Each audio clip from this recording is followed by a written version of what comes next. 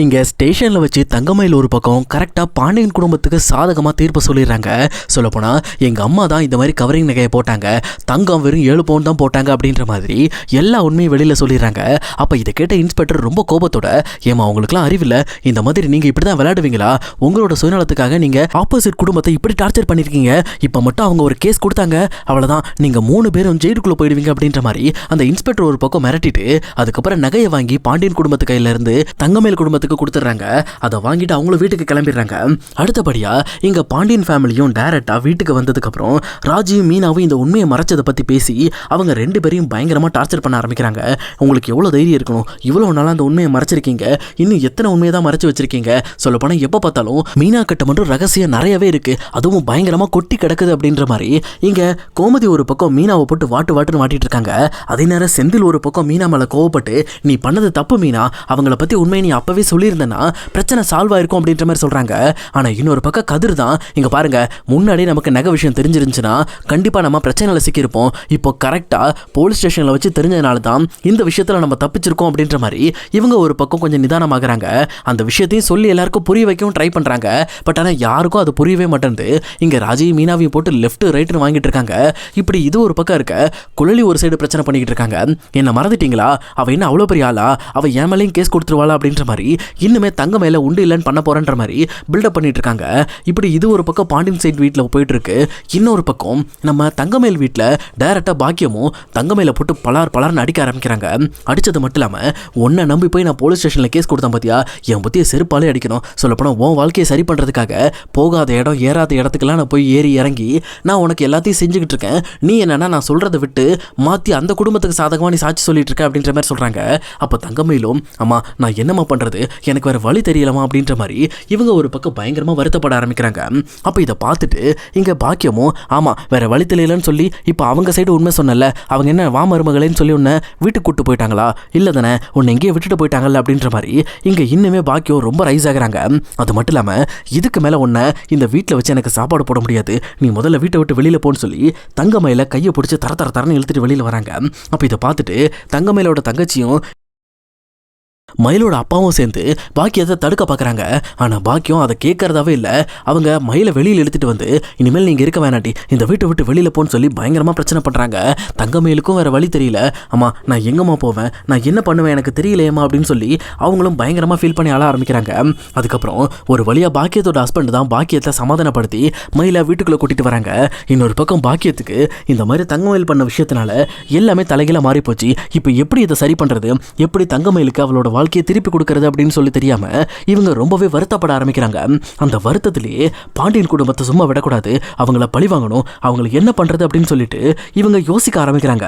அப்படி அவங்க யோசிச்சுட்டு இருக்கும் போது தான் டக்குன்னு அவங்களோட யோசனையில செந்தில் வராரு. சொல்லப்போனா செந்தில் பணம் கொடுத்து தானே திருட்டுத்தனமா கவர்மெண்ட் வேலை வாங்கியிருப்பாரு. அதனால அந்த குடும்பத்துக்கு நம்ம ஒரு பதிலடி கொடுத்தாதான் அவங்க நம்ம பக்கம் வருவாங்க, பேசாம இதை பத்தி நம்ம வக்கீல்கிட்ட பேசலாம்னு சொல்லி அடுத்த நிமிஷமே பாக்கியம் வேகமா ஆட்டோ பிடிச்சு கிளம்பி அவங்களோட லாயரை பார்க்க போறாங்க. அவங்க லாயரை பார்த்து அவங்க கிட்ட நடந்த விஷயங்களை பேசலாம்னு சொல்லி ஸ்டார்ட் பண்ணும்போதே அந்த லாயர் பாக்கியத்தை பிடிச்சி திட்ட ஆரம்பிக்கிறாங்க. ஏமா என்னம்மா இது, நீங்க கவரிங் நகை போட்டு ஏமாத்திருக்கீங்கன்னு சொல்லி ஸ்டேஷன்ல இருந்து எனக்கு ரிப்போர்ட் வந்திருக்கு. இப்போ இந்த ரிப்போர்ட்டை உங்களோட கேஸ் கெட்ல சேர்க்க சொல்லியிருக்காங்க. இந்த மாதிரி தேவையில்லாத வேலை எதுக்குமா பண்றீங்க, நீங்க போட்ட கவரிங் நகையை இதெல்லாம் தங்கம் தான் சொல்லி வாங்கிட்டு விட வேண்டியதானே. இந்த மாதிரி நீங்க அதெல்லாம் தங்கம்னு சொல்லி அதுக்கப்புறம் போலீஸ் ஸ்டேஷன்ல வச்சு உங்க பொண்ணு மாத்தி சொல்லி இந்த மாதிரி பிரச்சனை தலைக்கு மேல போயிட்டு இருக்குமா, நீங்க இந்த கேஸ்ல ஜெயிக்கிறதுக்கான வாய்ப்பு உங்களை விட்டு விலகி போயிட்டே இருக்கு அப்படின்ற மாதிரி அந்த வக்கீல் ஒரு பக்கம் பாக்கியத்தை திட்டுறாங்க.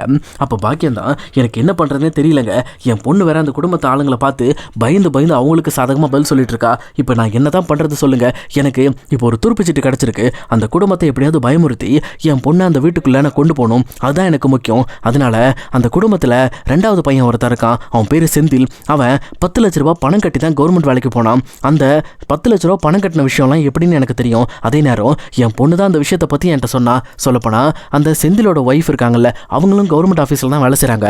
அவங்களோட அப்பா தான் வந்து இவருக்கு பணம் கட்டி வேலை வாங்கி கொடுத்தாரு. இந்த விஷயத்தை பற்றி நம்ம ஒரு கேஸாக கொடுப்போம். இந்த கேஸு கோர்ட்டுக்கு போகிறதுக்கு முன்னாடியே நம்ம அந்த செந்தில் ஃபேமிலியை கூப்பிட்டு வச்சு மிரட்டுவோம். அதுக்கப்புறம் பாண்டியன் வீட்டாளுங்க வேற வழி இல்லாமல் என் வழிக்கு வந்ததாகணும், அப்படி இல்லைன்னா இந்த மாதிரி பணம் கொடுத்து வேலை வாங்கினதுக்காக செந்தில் ஜெயிலுக்குள்ளே போகிற மாதிரி ஆகிடும். அதுலேயும் கிட்டத்தட்ட 5-6 வருஷம் அவங்க ஜெயிலுக்குள்ளே இருக்கிற மாதிரி ஆகிடும். அப்போது இதெல்லாம் யோசிச்சு பார்த்துட்டு கண்டிப்பாக என் பொண்ணோட வாழ்க்கை மறுபடியுமே வந்து திரும்ப கிடைக்கிறதுக்கான வாய்ப்புகள் இருக்குது அப்படின்ற மாதிரி மாதிரி பாக்கியம் சொல்கிறாங்க. அப்போ இதெல்லாம் யோசிச்சுட்டு அந்த வக்கீலும், ஆமாம்மா நீ சொன்னதெல்லாம் சரிதான், பட் ஆனால் இந்த கேஸை நம்ம கோர்ட்டுக்கு கொண்டு போனோன்னு வச்சுக்கேன், கண்டிப்பாக அந்த பையன் 10 வருஷமாவது உள்ளே போகிற மாதிரி ஆகி போயிடும். நீ இந்த கேஸை ஸ்டேஷனில் முடிக்கிறது தான் ஷார்ப்பான விஷயம், ஆனால் அதுக்கு அவங்க ஒத்துக்குவாங்களான்னு தெரியலையே அப்படின்ற மாதிரி இங்கே அந்த வக்கீல் யோசிக்கிறாங்க. ஏன்னா அவரும் இப்போ இவங்க சொல்லிக்கிட்டு இருக்க விஷயம்லாம் ரொம்பவே முரண்பாடான விஷயம். இந்த விஷயம் மட்டும் கோர்ட்டு கேஸுன்னு போயிடுச்சுன்னா பிரச்சனை பெருசாகும். அதுவும் கவர்மெண்ட் வேலையை பணம் கொடுத்து வாங்கினது அப்படிங்கிறது அவ்வளோ ஈஸியான விஷயம் கிடையாது. பெரிய பெரிய அதிகாரிகள்லாம் மாட்டுவாங்க, கேஸ் ரொம்ப பெருசாக போயிடும் அப்படின்ற மாதிரி அந்த வக்கீல் பின்னாடி வரப்போகிற ரிஸ்கெல்லாம் பற்றி யோசிக்கிறாரு. யோசிச்சுட்டு சரி விடுமா, நீ சொன்ன மாதிரியே பண்ணுவோம், முதல்ல டேரெக்டாக அந்த செந்தில் மேலே போய் ஒரு கம்ப்ளைண்ட் கொடுக்கணுமா வான்னு சொல்லி ஒரு கம்ப்ளைண்ட் ரிப்போர்ட் ரெடி பண்ணுறாங்க. ரெடி பண்ணது மட்டும் இல்லாமல் இந்த மாதிரி அவருக்கு எப்படி வேலை கிடைச்சது, யார் வாங்கி கொடுத்தா, எவ்வளோ பணம் கட்டினாங்க அப்படின்ற மாதிரி எல்லா விஷயத்தையும் ஃபில் பண்ணி இங்கே லாயர் மூலமாக டைரெக்டாக அந்த கேஸையும் இங்கே ஸ்டேஷனில் பதிவு பண்ணுறாங்க. இப்படி இது ஒரு பக்கம் இருக்க, இன்னொரு பக்கம் இது எதுவும் தெரியாத செந்திலும் எப்பவும் போல பிரச்சனைலாம் சால்வ் ஆயிடுச்சு, இதுக்கு மேலே இந்த கேஸ் கண்டிப்பாக நிற்காது, அதனால அண்ணனுக்கு டிவோர்ஸ் கிடைக்கிறது கன்ஃபார்ம் அப்படின்ற மாதிரி இங்கே இவர் ஒரு பக்கம் ரொம்ப சந்தோஷமா அதுக்கப்புறம் அப்பார்ட்மெண்ட் திரும்பி போகலான்னு சொல்லி போறாரு. அப்படி இவர் போயிட்டு இருக்கும் போதே கரெக்டாக இவரை ஒரு போலீஸ் ஜீப் மறைக்குது. இதை பார்த்துட்டு மீனாக்கு ஒன்றுமே புரியல, யார் இவங்க, எதுக்காக நம்மளை மறைக்கிறாங்க அப்படின்னு சொல்லிட்டு அவங்க ஷாக் ஆகுறாங்க. அதுக்கப்புறம் செந்திலும் டூ வீலர் நிறுத்திட்டு அதுலேருந்து இறங்குறாரு. அப்படி இறங்கின உடனே போலீஸ்காரங்களும், நீங்கள் தானே செந்தில், உங்கள் மேலே ஒரு கேஸ் ஒன்று பதிவாயிருக்கு, சொல்ல பண்ண நீங்கள் பணம் கொடுத்து வேலை வாங்கினதா சொல்லியிருக்காங்க, அதனால நாங்கள் உங்களை அரெஸ்ட் பண்ணுறோம் அப்படின்னு சொல்லிட்டு செந்திலை கைது பண்ணுறாங்க. அப்போ இதை பார்த்துட்டு மீனாக்கு என்ன பேசுறதுனே தெரியல. சார் இந்த கேஸ் யார் சார் கொடுத்தா, யார் இதை பண்ணுது அப்படின்ற மாதிரி கேட்குறாங்க.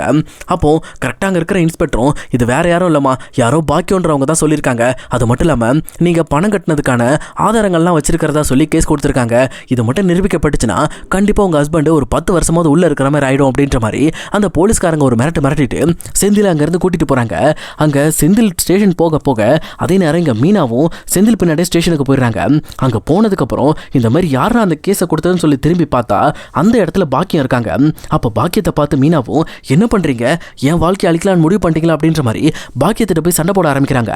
ஆனால் அதை பார்த்துட்டு இருக்க பாக்கியமும், இங்கே பாரு, நீ என் பொண்ணோட வாழ்க்கையை அழிச்சல, அதனால தான் இப்போ நான் உன் வாழ்க்கையை வச்சு தான் என் பொண்ணோட வாழ்க்கையை காப்பாற்ற போகிறேன்.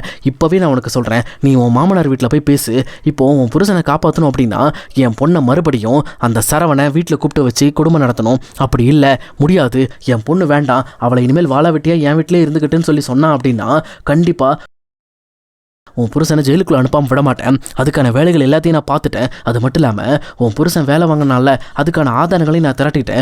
கண்டிப்பாக உன் குடும்பத்தை நடுத்தரவுக்கு கொண்டு வராமல் விட மாட்டேன் அப்படின்ற மாதிரி இவங்க ஒரு பக்கம் பயங்கரமாக சவால் விட்டுட்டு இருக்காங்க.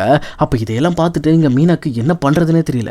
அவங்க ஃபஸ்ட்டு எடுத்த உடனே பாண்டியனுக்கு கால் பண்ணுறதுக்கு பதிலாக எடுத்த உடனே தன்னோட அப்பாவுக்கு தான் கால் பண்ணுறாங்க. கால் பண்ணி நடந்த விஷயத்தை பற்றி சொன்ன உடனே அவருக்கும் இன்னும் தூக்கி வாரி போடுது. ஏன்னா உண்மையாலுமே அங்கே பாக்கியம் சொன்ன மாதிரி அந்த இஷ்யூ ரொம்ப பெரிய இஷ்யூ தான். இதுலேருந்து செந்திலை காப்பாற்றுறது அவ்வளோ ஈஸியான விஷயம் கிடையாது. இந்த கேஸ் மட்டும் கோர்ட்டுக்கு போச்சு அப்படின்னா கண்டிப்பாக இங்கே செந்தில் கம்பின்றது கன்ஃபார்ம். அதனால் பாக்கியம் வச்சிருக்க செக்கில் இருந்து எப்படி செந்தில் தப்பிப்பாரா, இல்லை வாய்ப்பில்லை அப்படின்னா கண்டிப்பாக ஒரு ஜெயிலுக்குள்ளே போயிடுவாரா. அப்படி செந்தில் ஜெயிலுக்குள்ளே போனாலும் இங்கே பாண்டியன் குடும்பத்தாளுங்க பாக்கியத்தை சும்மா விடுவாங்களா அப்படிங்கிறத இனி வரப்போகிற அடுத்த வாரத்துக்கான எபிசோடில் நம்ம கண்டிப்பாக வெயிட் பண்ணி பார்க்கலாம் கைஸ்.